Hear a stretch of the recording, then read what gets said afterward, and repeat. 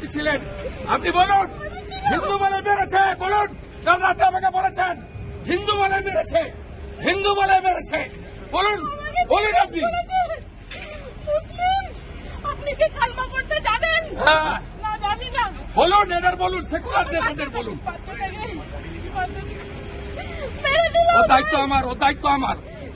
ये उस बीवी का दर्द है जिस बीवी के सामने आतंकवादियों ने उसी के पति को मौत के घाट उतार दिया। मौत के घाट उतारने से पहले आतंकवादियों ने पूछा उसके पति से, क्या तुम कलमा पढ़ सकते हो? जब पति ने कहा मैं कलमा पढ़ सकता हूं, इसके बाद कहा गया कि पैंट उतार के बताओ कि तुम किस धर्म से हो। जब सुनिश्चित हो गया कि ये किसी और धर्म से है तो आतंकवादियों ने एक पल भी नहीं सोचा गोली मारने से। और यहां तक कि बाद में ये कहा गया कि देखो आतंकवादियों ने सिर्फ और सिर्फ पुरुषों को निशाना बनाया है और इसके बाद औरतों और बच्चों को छोड़ दिया गया है। लेकिन आपको अंदर की कहानी ये बताएं कि औरतों और बच्चों को जो छोड़ने की जो पीछे की असली वजह ये है कि पुराने जमाने से हमेशा कहा गया है कि जंग के मैदान में पुरुषों को मारो और औरतों और बच्चों को छोड़ दो, ताकि दहशत और डर की जो बातें हैं औरतें और बच्चे जाकर पूरी दुनिया को बताएं और उस राजा के खिलाफ दहशत पैदा हो। कुछ इसी तरीके से यही आइडिया आतंकवादियों ने अपनाया और कहा औरतों से कि जाकर अपने मोदी को बता दो, इंडियन आर्मी को मत बताओ, भारत सरकार को मत बताओ, बल्कि मोदी को बताओ। खुला चैलेंज दिया गया आतंकवादियों द्वारा और कहा गया कि देखो हम तुम्हारे पति को मार रहे हैं, सिर्फ तुम्हें छोड़ रहे हैं। इसके बाद किस तरीके से उस पूरे इलाके में जो जो कमियां सामने आती गई एक एक कर, उसके बारे में बात करेंगे इस डिकोडिंग क्राइम के अंदर। और बात करेंगे कि कैसे 1.5 घंटे तक वहां पर औरतें बच्चे चिल्लाते रहे, कोई नहीं आया, कोई नहीं से मतलब ना पुलिस थी, ना आर्मी थी, ना बीएसएफ थी, ना सीआरपीएफ थी। उस इलाके की जिस सुरक्षा की जिम्मेदारी जिन लोगों के कंधे पर थी वो वहां पर मौजूद क्यों नहीं थे? आज हम पूछेंगे और समझने की कोशिश करेंगे कि उस इलाके में ऐसी कौन सी बड़ी बात हो रही थी कि किसी को जानकारी ही नहीं। क्योंकि ये जो इलाका है, जब भी अमरनाथ यात्रा शुरू होती है बेस कैंप के तौर पर इसे यूज किया जाता है। अब जल्द ही अमरनाथ यात्रा शुरू भी होने वाली है और ठीक अमरनाथ यात्रा शुरू होने से पहले आतंकी गोलीबारी कर कर भाग जाते हैं। हमारी सुरक्षा एजेंसियां पिछले कुछ दिनों से लगातार तलाश कर रही हैं, लेकिन अब तक आतंकवादी उनके हाथ नहीं लग पा रहे हैं। क्या है पर्दे के पीछे की कहानी और क्यों सुरक्षा एजेंसियों से वो कौन सी बड़ी बड़ी चूक हो चुकी है? क्योंकि भारत सरकार में खुद अमित शाह ने भी माना है कि उनसे चूक हुई है। क्या है पर्दे के पीछे की कहानी? चलिए अब तफसील से समझते हैं। तो आज के रिकॉर्डिंग क्राइम में सबसे बड़ा सवाल यही रहेगा कि आखिर भारतीय एजेंसियां सुरक्षा करने में चूक कैसे गई? उन्हें कैसे ये चीज़ें पता नहीं लगी कि पाकिस्तान कोई ऐसा प्लान बना रहा है?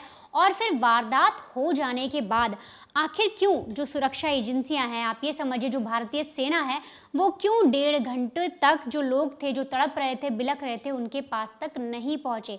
ये सवाल हमारा भी है और साथ ही साथ उन परिवारों का भी है। आपको कुछ चीज़ें सुनवाएंगे जिसके ज़रिए आपको पता लगेगा कि आखिर कैसे जिन्होंने अपने अपनों को खोया है, जिन परिवारों ने अपने घर के बेटे, अपने पति, अपने बच्चों को खोया है, वो किस तरीके से सरकार पर सवाल उठा रहे हैं। एक बार आप एक महिला की बातें सुनिए, फिर उसके आगे हम आपको समझाते हैं कि आखिर इसके पीछे की वजह क्या है। नहीं सर, नहीं सांभळो, तमारे सांभळવું પડશે। જ્યારે બધું પતી જાય પછી આપણી ગવર્મેન્ટ આવીને ફોટા પાડે છે કે અમે આર્મી ઓફિસર અહીંયા હતા, પોલીસ અહીંયા હતા, નેતા આવ્યા છે, પછી શું કામ? અને આર્મી ઓફિસર એવું કેમ બોલી શકે કે તમે લોકો ઉપર જાઓ છો શું કામ ફરવા? અને ત્યાં એક બોલ્યો તો બાકીના બધા સાંભળતા હતા, તો કોઈ કાંઈ ત્યારે કેમ ન બોલ્યું? અમે ત્યારે એમ બોલ્યા કે આર્મી મુર્દાબાદ, કે આર્મી હાય હાય, તો અમને પકડીને કેમ અંદર ફેંકી દે છે? તો પોતાનો ઓફિસર બોલે છે તો કોઈ મોઢામાંથી એમ કેમ ન બોલ્યો કે તમે આવું કેમ બોલો છો? મેનર્સ બિહેવિયર તો આર્મી મેનમાં હોય એટલું બીજા કોઈનામાં ન હોય। અમારા દુઃખની સામે કોઈનું, અમે અમારા નજરની સામે જે જોયું છે ને એ કોઈ નહીં સમજી શકે, કોઈ એટલે કોઈ નહીં। અમારા બેવડા છોકરા એની યારે અમારી યારે જેટલા હતા એ બધા છોકરાઓએ પોતાના બાપને પોતાની નજરની સામે મરતા જોયો છે। આતંકવાદી સામે ઊભો હતો, કોઈ આખા રસ્તે મિલિટરીને સલ્યુટ કરતો આવે, મિલિટરી મેન જેટલા અમે જ્યાં જ્યાં ફર્યા। અને લાસ્ટમાં એને ખબર પડી કે જ્યારે જરૂર છે ત્યારે કોઈ મિલિટરી મેન છે જ નહીં।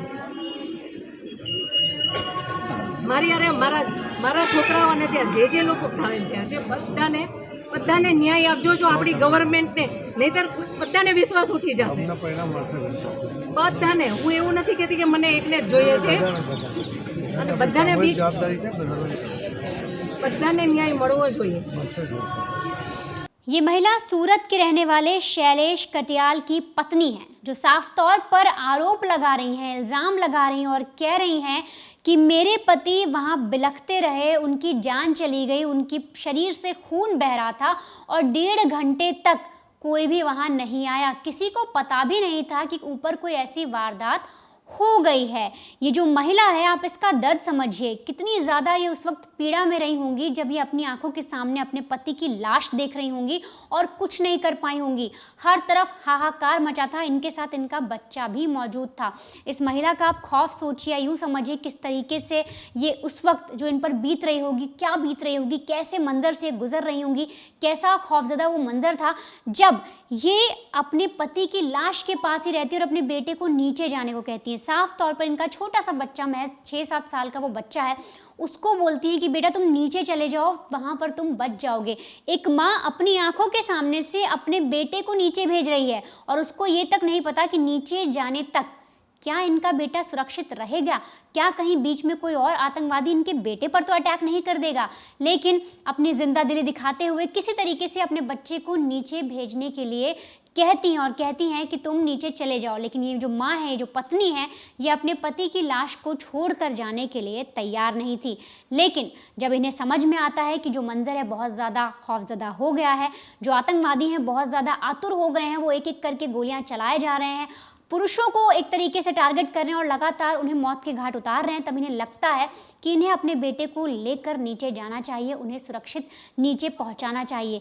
तब जाकर ये जो पत्नी है, ये अपने पति को छोड़कर नीचे जाती है अपने बेटे के साथ. और जब ये नीचे पहुंचती हैं, किसी तरीके से अपने बेटे को घोड़े पर बिठाती हैं, जो घुड़सवार है वो उनके बेटे को नीचे लेकर जाता है, और जो इनकी बेटी थी और ये जो खुद थी, ये पैदल चलकर नीचे जाती हैं. और इसके बाद नीचे पहुंचने पर वहाँ पर जो आर्मी अफसर इन्हें मिलता है, वो सीधे बोलता है कि आप ऊपर करने गई क्या थी. जब ये हाथ जोड़ती है, रहम की भीख मांगती हैं, बोलती हैं कि ऊपर मेरे पति की लाश पड़ी है, चलकर देख लीजिए, मेरी मदद कर दीजिए, तब इन्हें एक सवाल मिलता है. एक महिला जो बहुत ज़्यादा बदहवास है, जिसे पता है कि उसे नहीं समझ में आ रहा कि उसका बेटा ज़िंदा बचेगा कि नहीं, वो खुद ज़िंदा बचेगी कि नहीं, उसके पति की लाश ऊपर पड़ी है, वो रो कर गिड़गिड़ा कर मदद मांग रही है सेना के जवान से, और उसे उल्टा मिलता है सुनने को कि तुम लोग ऊपर करने क्या गए थे.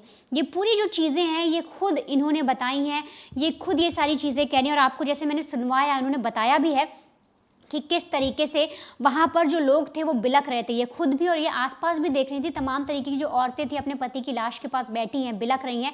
लेकिन 1.5 घंटे तक ये लोग मदद मांगते रहे, कोई मदद करने नहीं आता है. कोई भी सीआरपीएफ जवान, कोई भी आर्मी का जवान, बीएसएफ जवान, कोई भी ऐसा उस वक्त वहाँ मौजूद नहीं होता जिससे इनकी मदद हो पाती. यहाँ तक कि जो इनका बेटा है, जिसे इन्होंने नीचे भेजा, और जब उस बच्चे ने अपने पिता को मुखाग्नि दी और जब उससे बातचीत की गई, तो उसने भी ये शब्द कह दिया कि आखिर इसमें सरकार क्या करेगी, हम लोग ऊपर मर रहे थे, सरकार को तो कुछ पता ही नहीं है. आप सुनिए वो बच्चा किस तरीके से, मतलब कितना उसका जो हृदय है वो बहुत ज़्यादा विदारक हो गया, बहुत ज़्यादा दुखी है वो, और किस तरह से वो ये लाइन बोलने को मजबूर हो गया है कि भाई इसमें सरकार क्या करेगी. बेटा सरकार से कुछ कहना चाहेंगे, सिक्योरिटी लैप्स वहाँ पर हुआ है तो उसके लिए कुछ कहेंगे आप? सरकार तो गई हुई है, मतलब इतना बड़ा आतंकवादी का हमला हुआ, उनके कुछ पता ही नहीं है. इधर पूरी नीचे पूरे आर्मी का बेस है, उन्हें पता ही नहीं है, मतलब कुछ भी है. मतलब चाहता हूँ कि पहलगाम के ऊपर आर्मी रखो, 2-3 रखो पर रखो. अब कभी आप घूमने जाने का मन करेगा वहाँ जो हुआ आपके साथ? नहीं, बिल्कुल नहीं.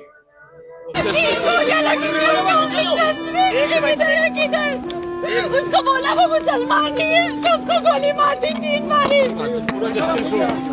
कोई नहीं आया वहाँ पे 1.5 घंटा, वो जिंदा था तब तक. जस्टिस मिलेगा. I want him dead. जिन्होंने मेरे भाई को मारा, मुझे वो dead चाहिए. वो मरेगा जिसने मारा. तो देखा आपने, लगातार सवाल वही है, बार बार हर कोई यही कह रहा है. आप जिससे बात करेंगे, जिनके घर में ये चीज़ें बीती हैं, वो सिर्फ यही कह रहे हैं कि 1 से 1.5 घंटे तक हमारी मदद करने के लिए कोई नहीं आया। तो ऐसे में कुछ चीज़ें सामने आई, जब पता लगाने की कोशिश भी की गई, हमने एक रिपोर्ट भी बनाई थी, मैं आपको कुछ उसकी तस्वीरें दिखाने की कोशिश भी करूँगी कि आखिर क्यों 1 से 1.5 घंटे तक जो आर्मी थी, जो सेना थी, वो वहाँ पर नहीं पहुँच पाई, कोई भी जो सुरक्षा एजेंसियाँ हैं वहाँ तक क्यों नहीं गई मदद करने के लिए।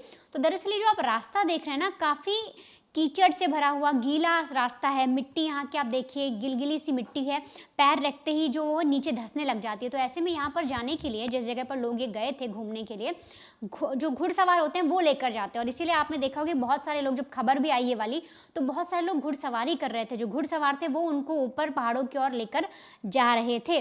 तो ऐसे में ये जो आपने रिपोर्ट देखी, जो हम आपको स्क्रीन पर तस्वीर भी दिखा रहे हैं, उसी वक्त की तस्वीरें हैं। और यहाँ पर आप देखिए कि किस तरह का रास्ता है, यहाँ पर पैदल चलकर आना काफ़ी मुश्किल है। लेकिन ऐसे में सवाल तो उठता है कि आखिर आर्मी को पैदल आने की क्या ज़रूरत थी? क्या उनके पास हेलीकॉप्टर नहीं थे, ड्रोन नहीं थी, तमाम तरीके की सुविधाएं नहीं थी?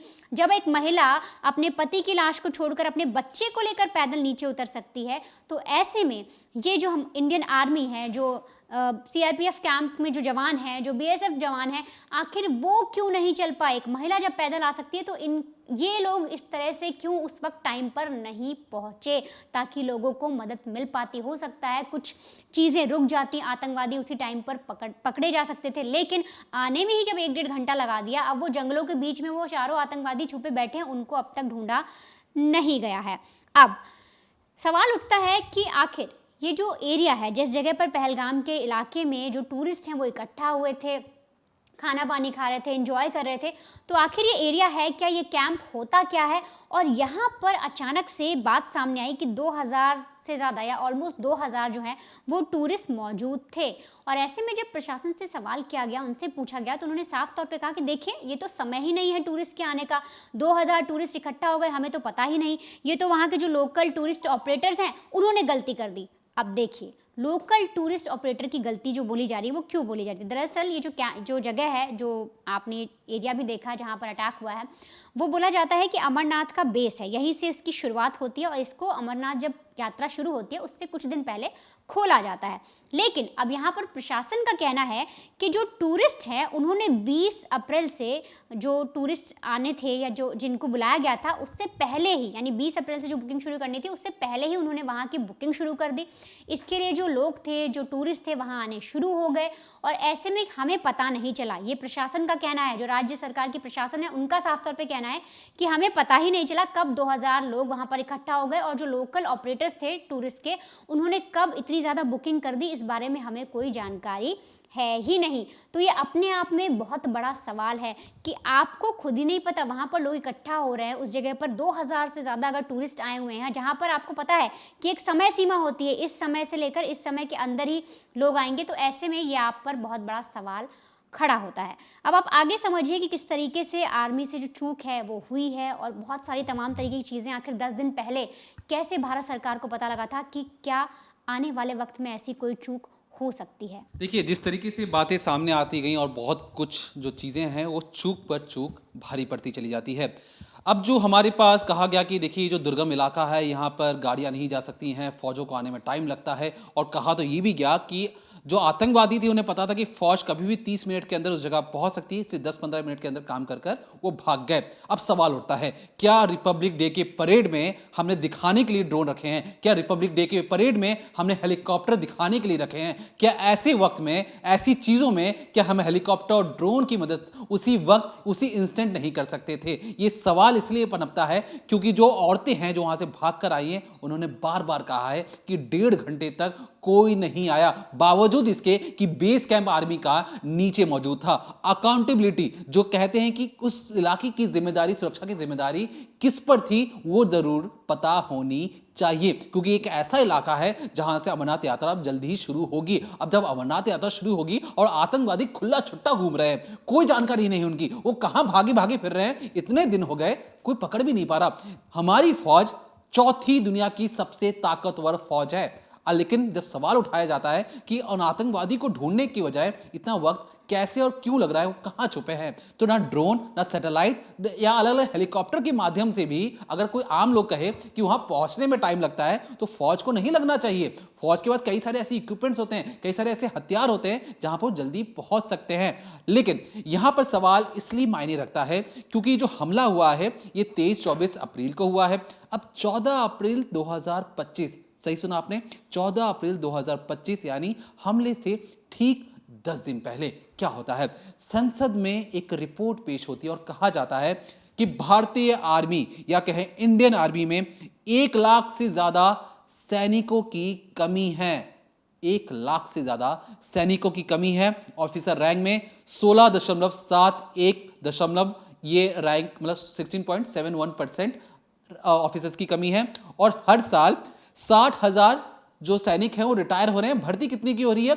40,000 की हो रही है। अभी आप ये आंकड़ा आप इस तरीके से सोचिए, कोविड महामारी में 2 साल तक फौज में हायरिंग हुई ही नहीं, और इस हायरिंग ना होने की वजह से ये जो फासला था ये और ज्यादा बड़ा हो चुका था। 1,20,000 तो रिटायर हो चुके थे, भर्ती तब हुई नहीं थी। लेकिन सरकार का कहना है कि देखिए हम आने वाले वक्त में ये जो अग्निवीर जो स्कीम है इसके तहत बहुत जल्दी जल्दी हायरिंग करेंगे। लेकिन इस हायरिंग में भी 40,000 जवान ही आ रहे हैं, 60,000 रिटायर हो जा रहे हैं।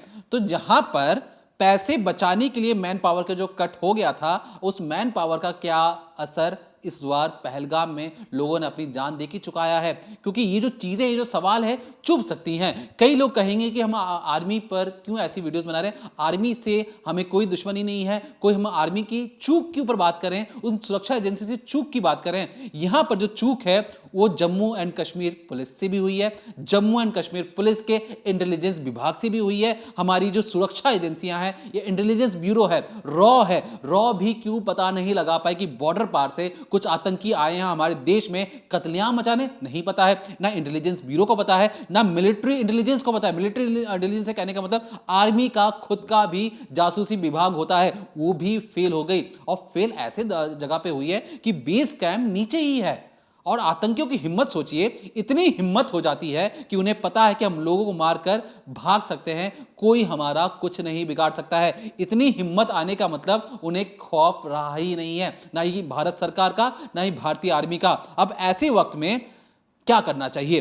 करना तो ये चाहिए कि जो शैतानी रूप के जो सांप हैं इनका सिर ही अलग कर देना चाहिए। मैंने बार बार ये कहा है कि जो पाकिस्तान आर्मी की है और जो पाकिस्तान के जो आर्मी जनरल हैं, इन्हें ही आतंकवादी संगठन घोषित कर दिया जाए, क्योंकि बार बार ये फंडिंग करते हैं और एक देश की सेना होने की वजह से ये बच जाते हैं। अब वक्त आ गया है कि आप कल को इन 4 लड़कों को मार देंगे, अगली रोज 5 लड़के और नए जन्म ले लेंगे, तो जो जन्म दे रहा है क्यों ना उसे ही रास्ते से बिल्कुल खत्म कर दिया जाए। अब ऐसे में पाकिस्तान आर्मी को एक आतंकवादी संगठन को मदद करने के लिए, फंडिंग करने के लिए खुद उसे एक टेररिस्ट ऑर्गेनाइजेशन घोषित कर देना चाहिए और तमाम देशों से दरख्वास्त करनी चाहिए कि इस देश का खाना पानी, हुक्का पानी बिल्कुल बंद कर दिया जाए। क्योंकि जो चीज आज भारत में हो रही है कल किसी भी यूरोपीय देश में हो सकती है, और ये पाकिस्तान अपनी आदतों से बाज नहीं आएगा और बार बार ऐसी हिमाकत करता रहेगा। तो इसका एक परमानेंट सॉल्यूशन करने की बेहद जरूरत है। तो फिलहाल के लिए देखते रहिए डिकोडिंग क्राइम ऑन क्राइम तक।